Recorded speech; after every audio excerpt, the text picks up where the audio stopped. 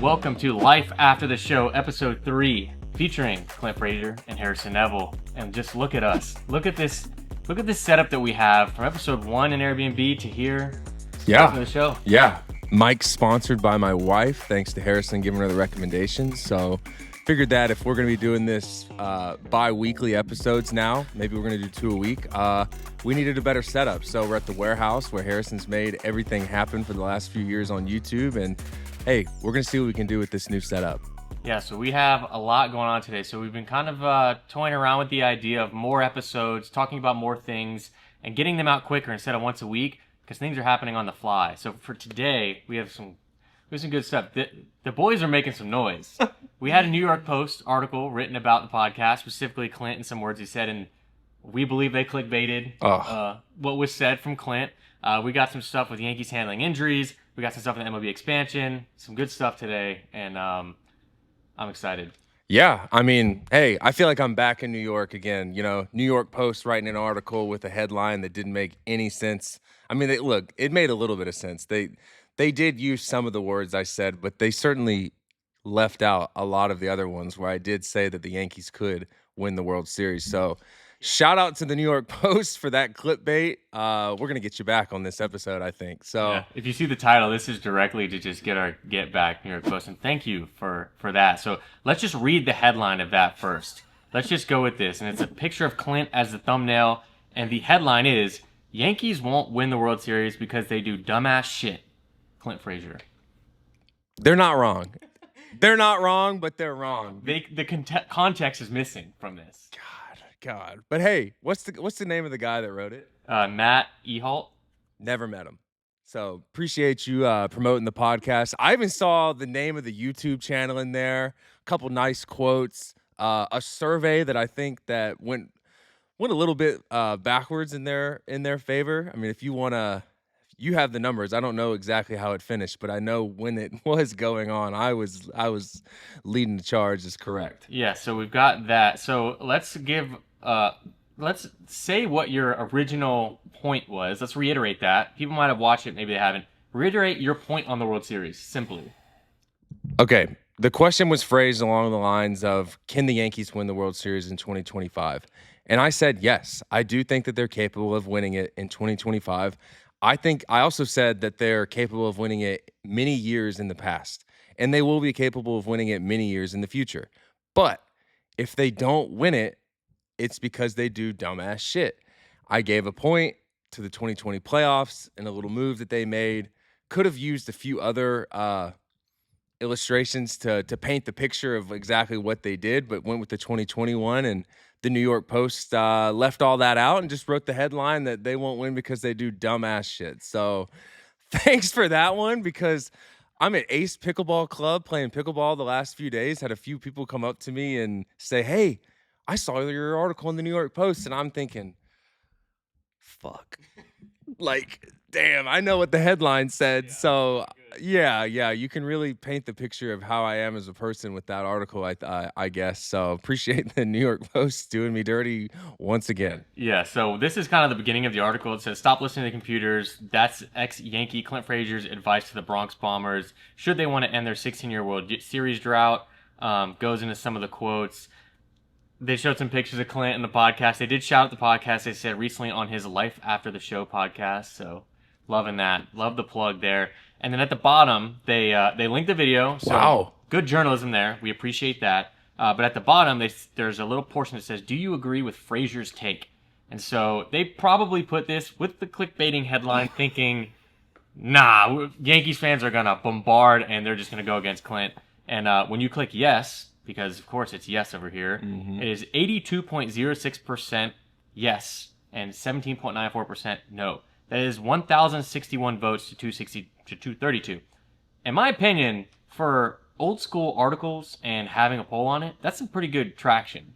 Like, having 1,200 people click that, like scroll to the bottom and click it, to me, that's good interaction. Hell yeah. And I think it goes to show that people are agreeing. That's the thing, is obviously it doesn't matter what we as viewers or as fans necessarily think to an organization whenever it comes to certain moves that they make.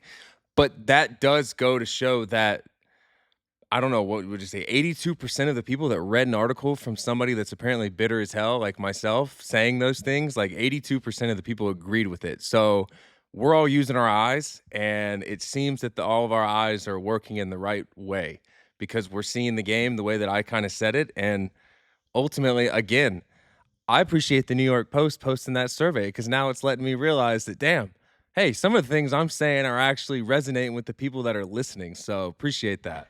Yeah, because I mean, you look at the comments on social media. Oh.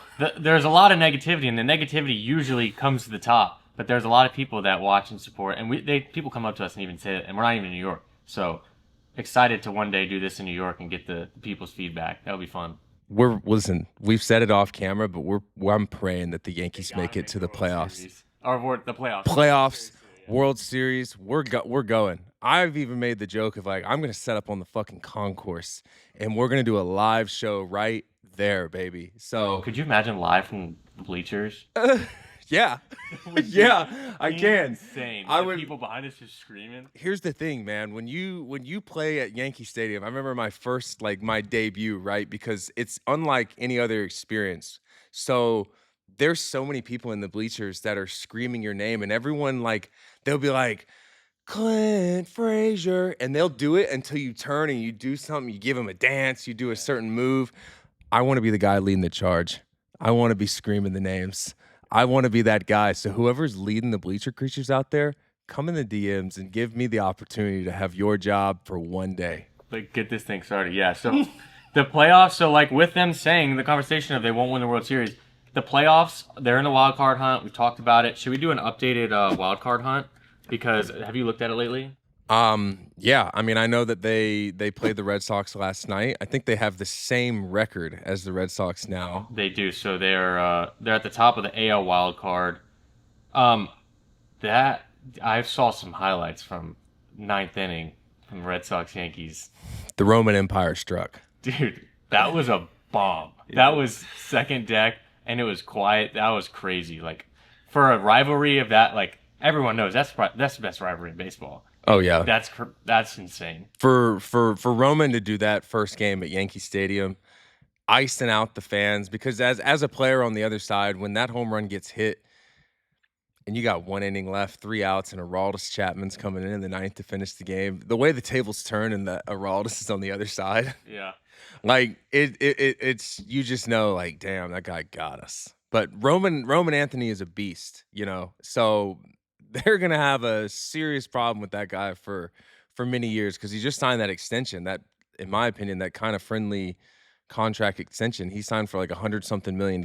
In reality, You can get more. he'll be a free agent really young, so he'll have a chance to go back around and get another deal. But again, both of us would have accepted the deal if we were given it. So no knock, just you're really good, bro. You could have probably got a lot more.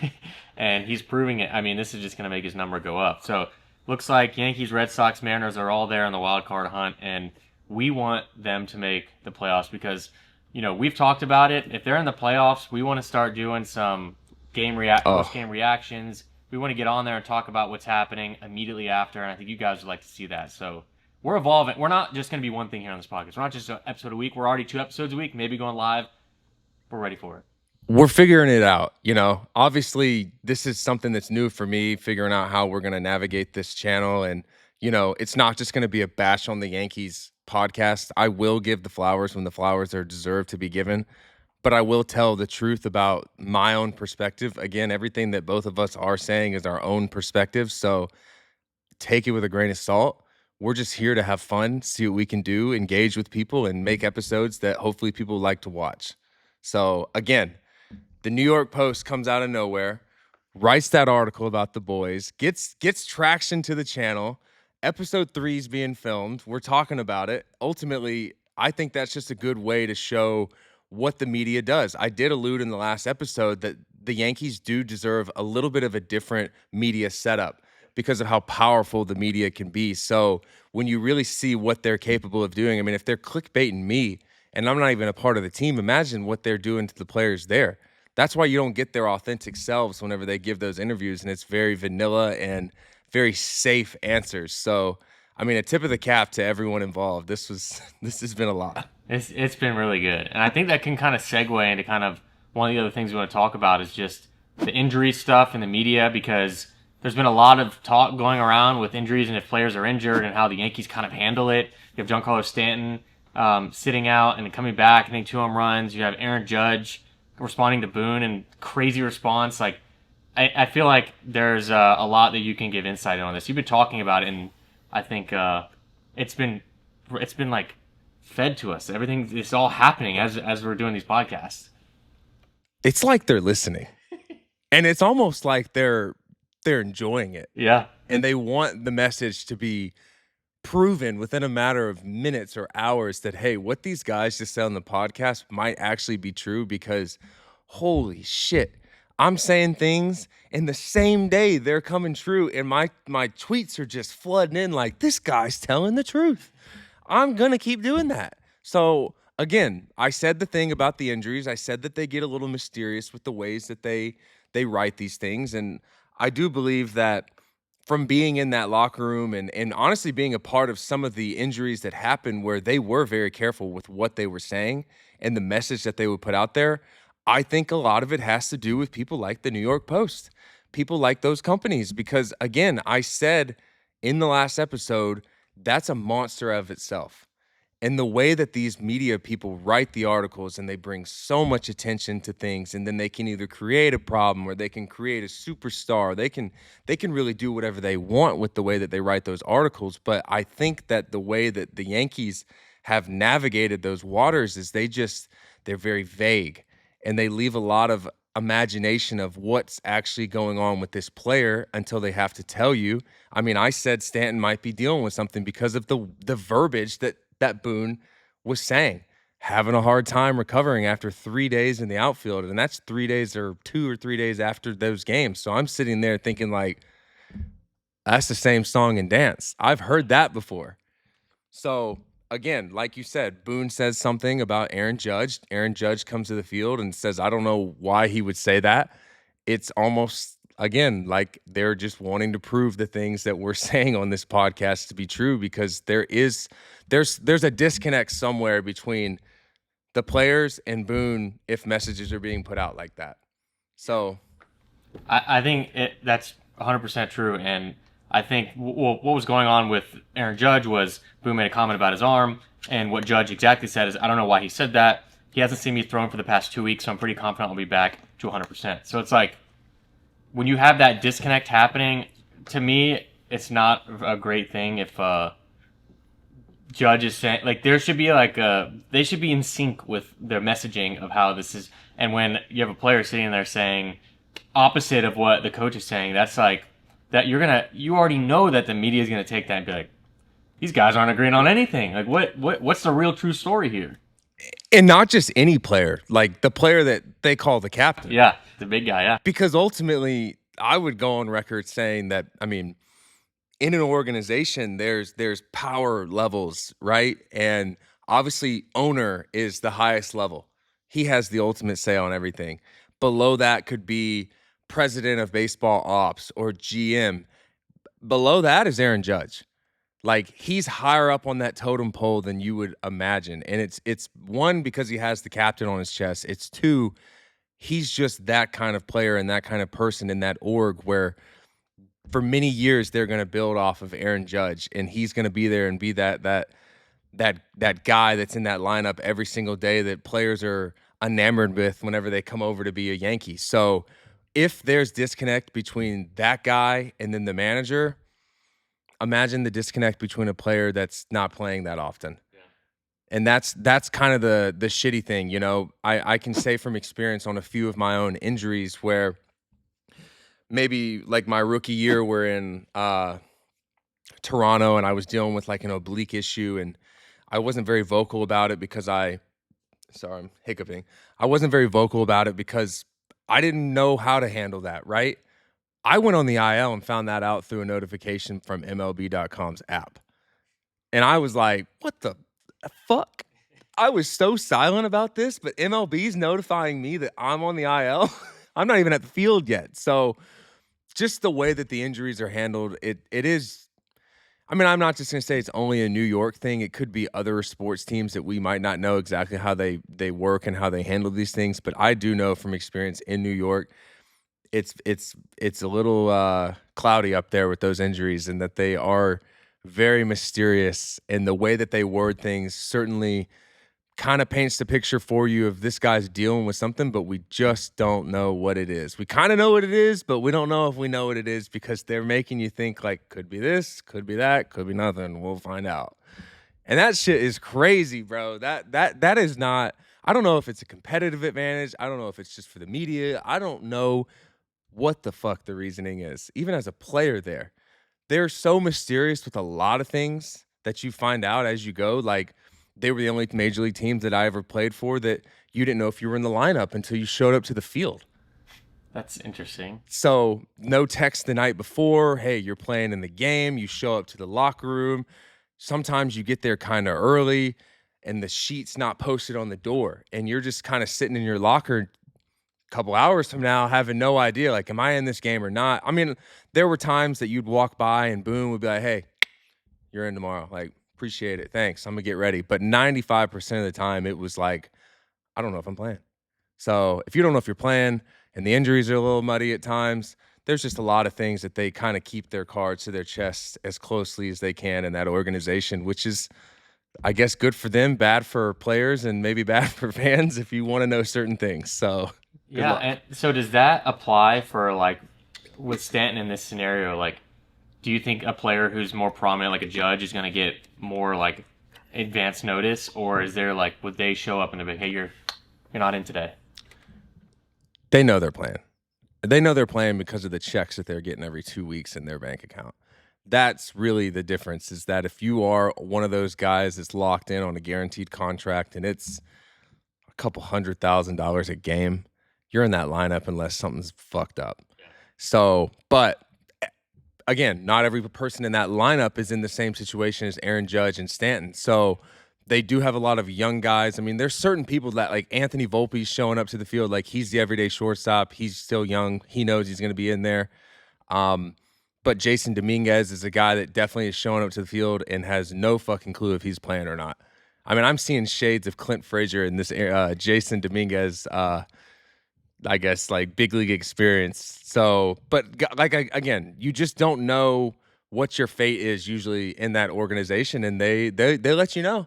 That's the thing. You unless you go out and bang and get a big contract, a lot of shit's unknown. Same with the injuries. Like, I do think that certain guys that are certain players of certain statures will have a different I guess, experience with certain things. So they might just be protecting those big name guys from the injuries because maybe a little name guy is going to come along and they'll just tell you the fucking injury right away. But I don't know. Sometimes it's just weird with those big players.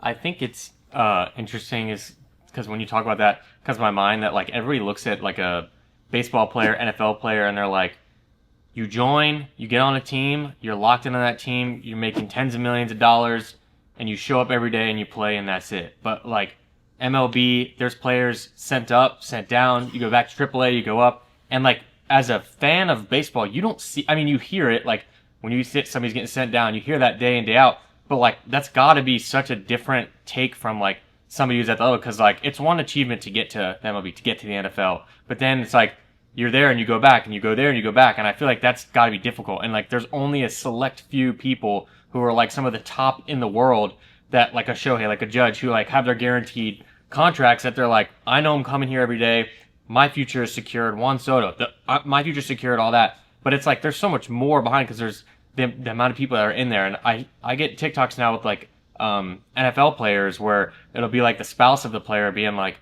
it's the summer now, we played on the Bengals last year. We have no idea where we're going next year, and we're waiting for a call. And when we get that call, we have 1 week to move out of our current house and move to a new city. But that's what we're here for, because we want to be signed to a team. It's like that's stuff that I feel like I'm glad to see more insight on, but you probably have firsthand insight. You dealt with that exact thing.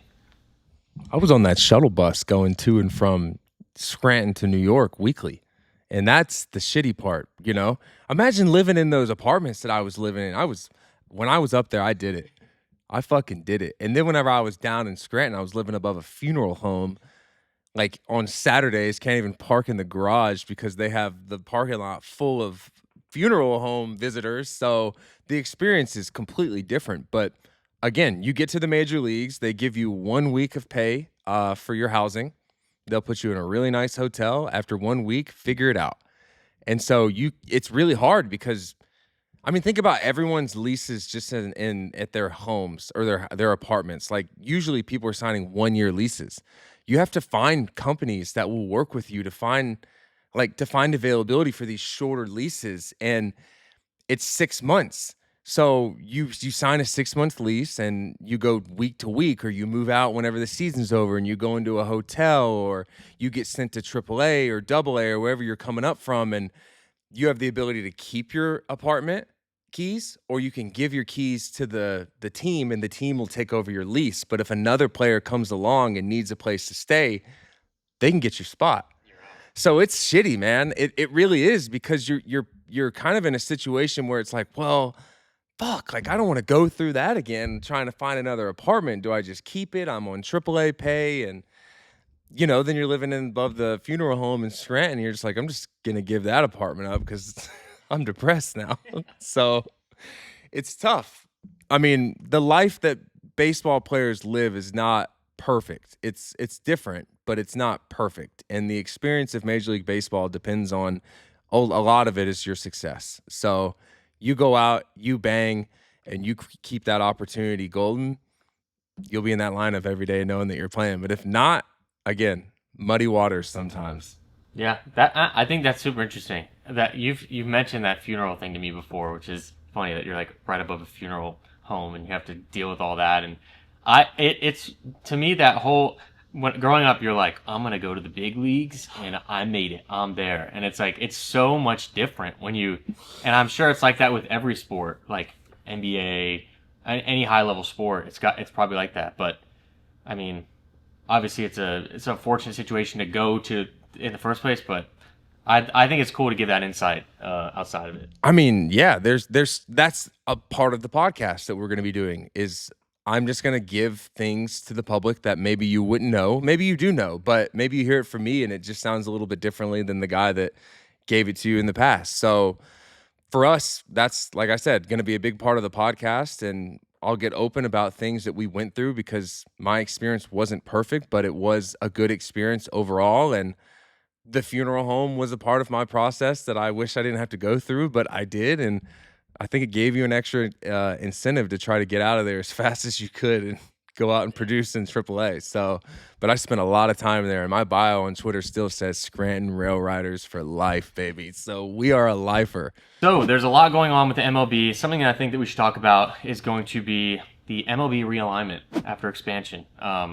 8 divisions, and things will be split up a lot differently, which is very interesting because living in Atlanta, it's basically the whole Southeast is Braves fans. Tennessee, like everyone's Braves fans because there's no other teams. And I think it's going to be interesting how they'll set things up. You have the Mets and the Yankees together. This Mets, Yankees, Red Sox, Phillies is a crazy grouping right there. That's a tough division That right is there. going to be a tough That's division. a toxic division. Oh, That's the hardest fan bases in all of sports Yeah. that you're spending the most time with.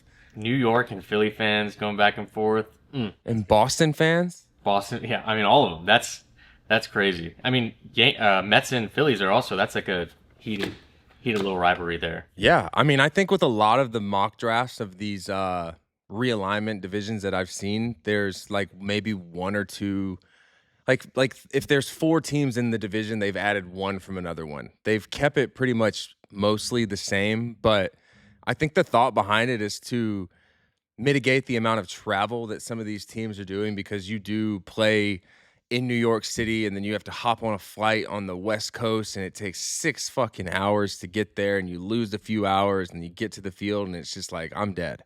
So I think they're trying to avoid players and just like the nagging travel schedules that come up. But I'm of the party that thinks I'm for this. I'm for a little bit of a change. I think that there's just been teams and divisions for so long.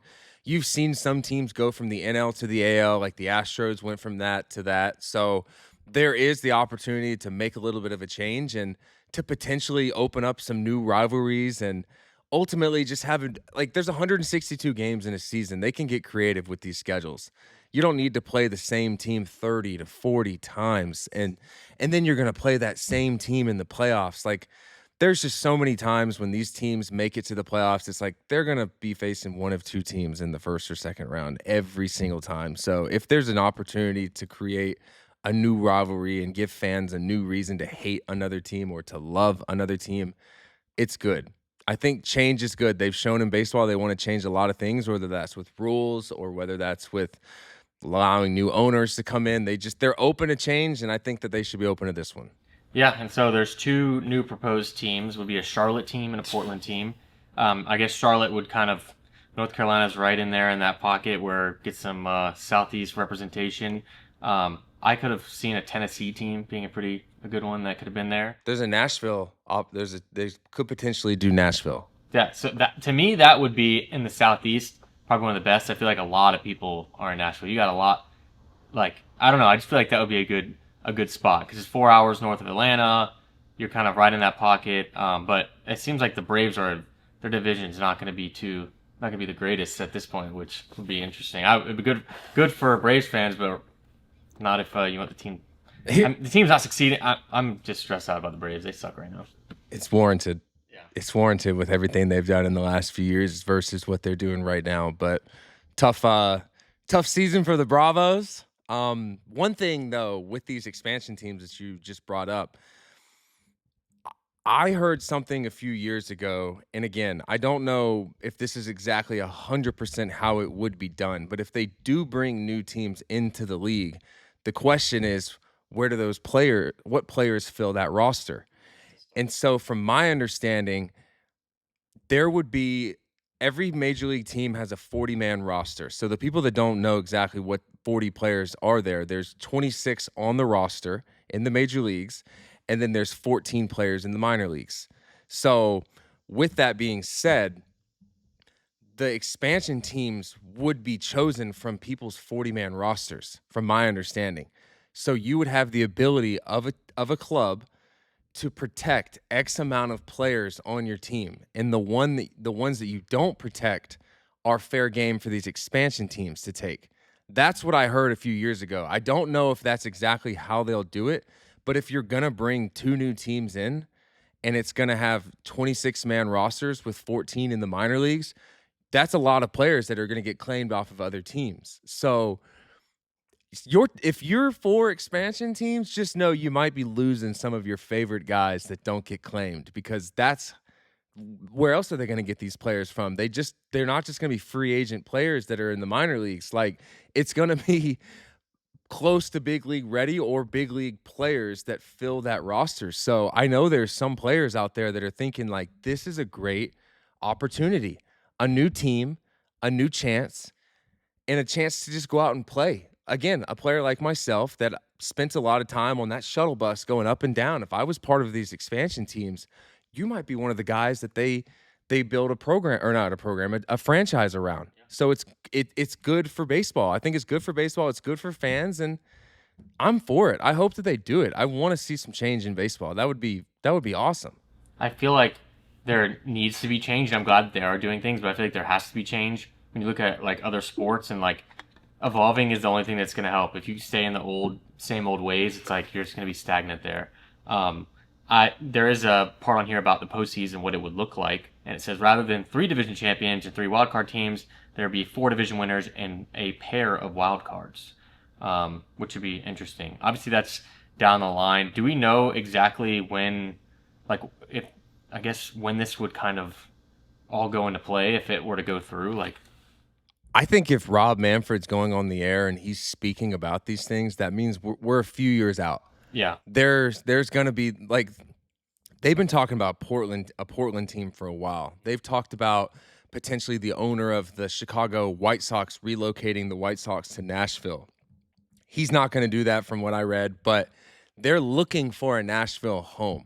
They know that exactly what you're saying, that majority of the fan bases in the states that are surrounding Georgia are Braves fans, and that they're missing out on an opportunity to have a whole new fan base for other people. And again, change is good. MLB viewership is up. The players are the best they've probably ever been. This is the time to strike while the iron is hot and ultimately capitalize on people just wanting these things to come to fruition.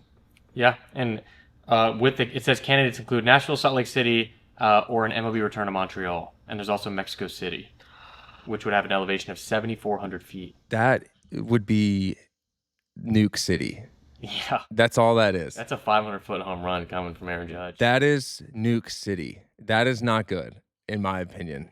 That's not good. Because if you think Coors Field, we'll get into the dead ball stuff one day. I'm glad you said that. Like, we will talk about the baseballs because there's some funky stuff going on with those. And the New York or the New Mexico or Mexico City ones, they would have to be dead. But with that being said, I don't want to see Montreal. I don't want to see Mexico City. I want to see someone in Nashville or Portland. I don't know so much about Charlotte. I don't really care about that one. I've been there for that. That's a cool, like, Charlotte's a cool city, but Nashville and Portland, I think, are the two best options. I lived in Nashville for 6 months, and it's a huge tourist town, and like the amount of tourism that would bring to have because like you have the Titans, but they're known for the country music, like, and all the amount of country music stars that live in Nashville who would go to these games, and I just feel like and sing at the games, whatever. There's great opportunity there, in my opinion. Yeah, yeehaw, baby. There's going to be a bunch of people wearing cowboy boots and cowboy hats coming to the game. That's baseball. That's Southeast baseball right there. So you have it here in Atlanta, but there's not really like country. It's like fake country. Yeah, bro. They're going to have tight pants and pickup trucks rolling up to the games, but that's cool. We need that. That's baseball. Yeah. And even if you think the college football team for Nashville is 4 hours away from Nashville, like, or the Tennessee team is in Knoxville, and all the people that live there in Nashville are fans of Tennessee. You got to drive 4 hours to watch your favorite team. Might as well drive to Atlanta to watch a Braves game. Yeah, I'm not trying to fact check you, but the Vanderbilt Commodores are in Nashville. Vanderbilt is there, correct? But they're coming up. The Vols, in my opinion, are the bigger team for Tennessee. Yeah, for sure. For college football, for sure. The Vols run that state. They have that funny chant afterwards that they do in the locker.